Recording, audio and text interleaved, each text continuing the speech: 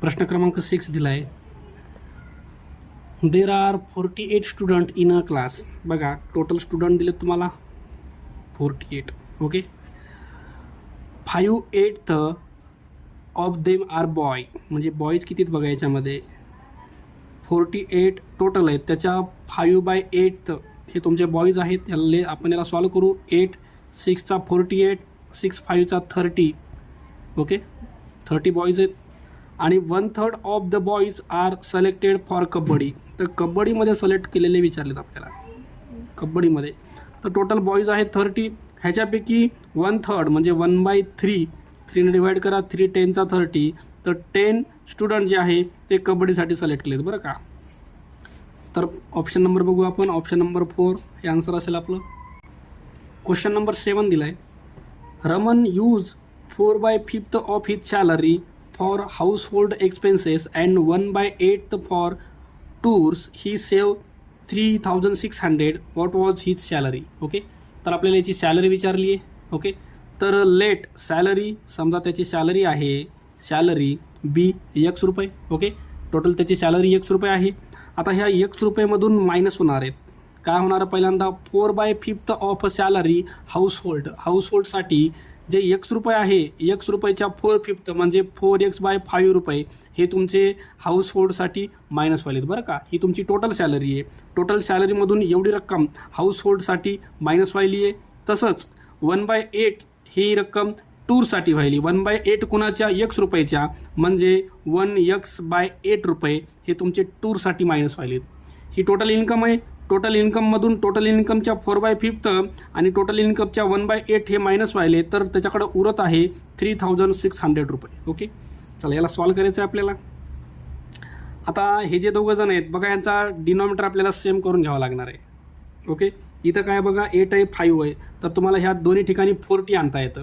40 आणण्यासाठी तुम्हाला इथं पण 40 आणायचं बरं आपल्याला. इथं 40 आणण्यासाठी वर आणि खाली 40ने मल्टिप्लाय करा. 40ने मल्टिपल केलं तर हे झालं 40x अपॉनमध्ये 40 मायनस हे बघा वर आणि खाली दोन्ही साईडला मी 40ने मल्टिप्लाय केलं. न्यूमरेटरला पण केलं आणि खालच्या 1 पाशी पण केलं.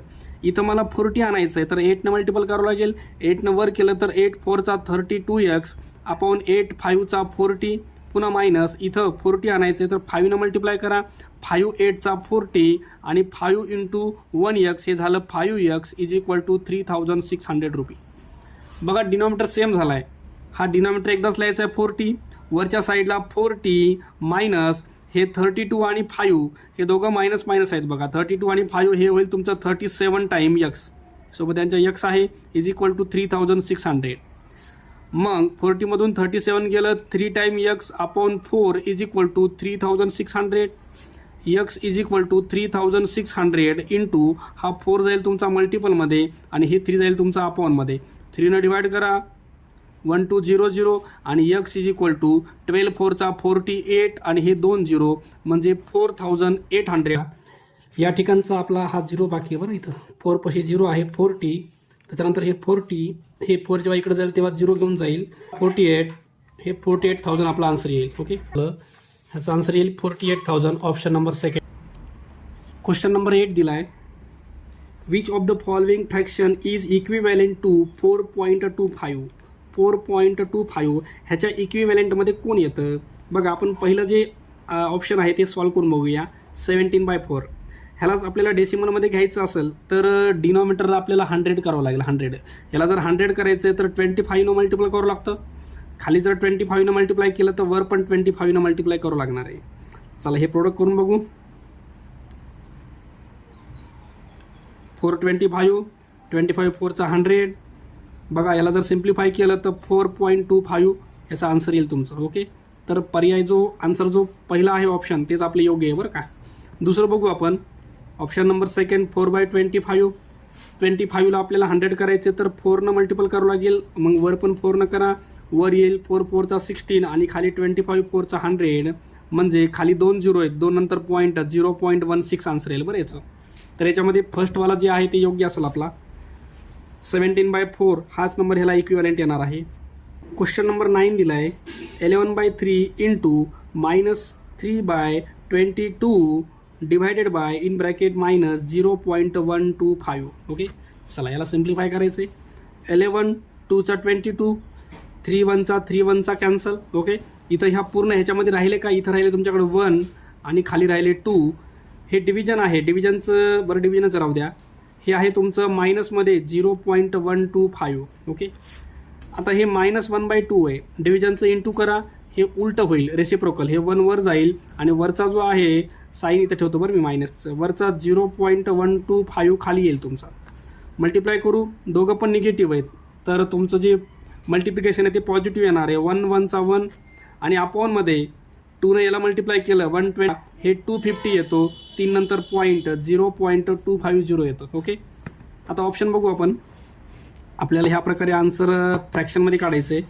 तर हे पॉईंट 3 डिजिटनं पुढं सरकवा. पॉईंट जर पुढं गेला तर 250 राहतं आणि पॉईंट 3नं पुढं गेल्या बदल्यात ह्याच्याबद्दल आपण वर 3 झिरो घेऊ शकतो, म्हणजे याला 1000 करता येतं. ओके, आता याला लेस करा, 0 0 कॅन्सल.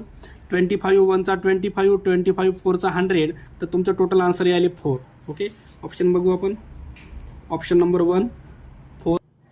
क्वेश्चन नंबर 10 दिला आहे.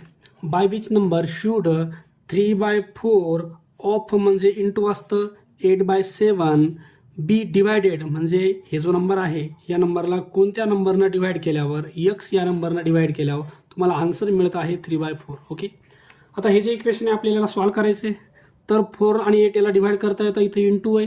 इथं जर मधामध्ये मल्टिप्लिकेशन असेल तरच तुम्हाला इथं असं क्रॉस करता येते बरं का. इथं ॲडिशन सबट्रॅक्शन डिव्हिजन असल्यावर क्रॉसमध्ये कट करता येत नाही. 4 2चा 8 उरलं, 3 आणि 2चा प्रोडक्ट करता येतो 6, अपॉनमध्ये 7 आहे, divided by x is equal to 3/4. Okay, आपल्याला एक्सची व्हॅल्यू काढायची आहे. आता हे डिव्हिजनच्या फॉर्ममध्ये बरं का. 6/7 डिव्हिजनचा तुम्हाला इंटू करता येतं, इंटू केल्यावर x हा 1/x होईल इक्वल टू 3/4.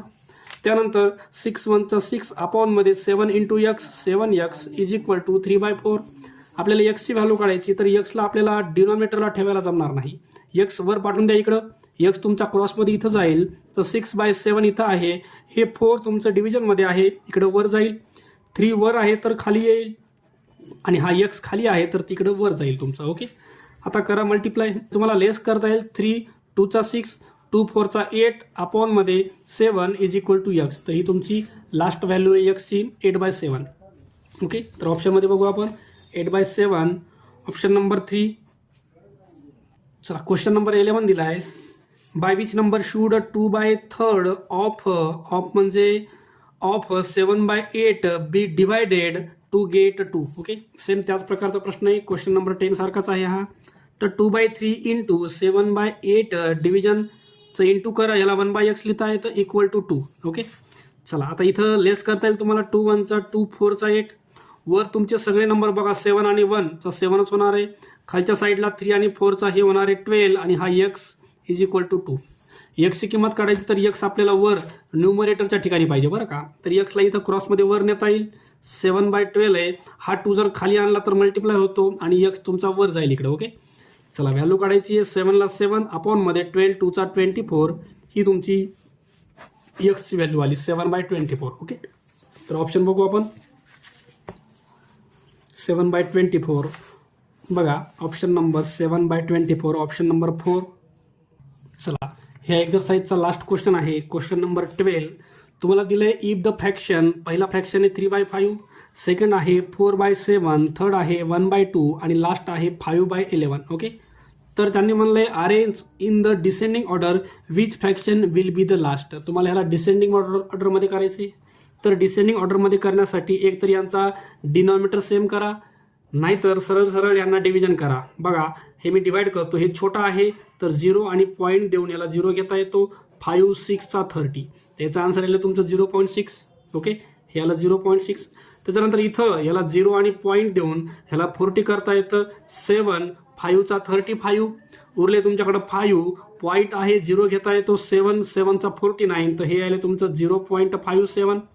त्याच्यानंतर 1/2 म्हणजे तुम्हाला याला 0.5 लिहिता येतं बरं का. हाफ म्हणजे 0.5, तुम्हाला अजून एक 0 असेल तर घ्या. 0.50 हा इथं 0 देता येईल. इथं याला तुम्हाला 0 आणि पॉईंट देऊन 50 करता येतं. 11 4चा 44 उरले 6. ओके, पॉईंट आहे 0 देता येतो. 11 5चा 55, तर इथं तुम्हाला लिहिता येतं 0.45. तुम्हाला डिसेंडिंग ऑर्डरमध्ये करायचं आहे तर याच्यामध्ये सगळ्यात मोठा नंबर तुमचा हा पहिल्यांदा राहणार आहे, दुसरा नंबर, त्याच्यानंतर हा तिसरा नंबर आणि हा चौथा नंबर. डिसेंडिंग म्हणजे सगळ्यात मोठा नंबर पहिल्यांदा. ओके, तर तुम्हाला ऑलरेडी जो प्रश्न दिलेला आहे त्याच्यामध्येच हा 1 नंबरला आहे, मोठा नंबर 1 नंबर, नंतर हा त्याच्यापेक्षा छोटा आहे, हा त्याच्यापेक्षा छोटा आणि हा त्याच्यापेक्षा छोटा. ओके, तर तुम्हाला डिसेंडिंग ऑर्डर इथं ऑलरेडी दिलेली आहे आणि ह्याच्यामधला तुम्हाला लास्ट नंबर विचारला आहे तर याच्यातला लास्ट नंबर कोणता आहे 0.45. हा भेटला कुणापासून 5/11 पासून. तर ऑप्शन नंबर 4 हे आपला आन्सर असेल.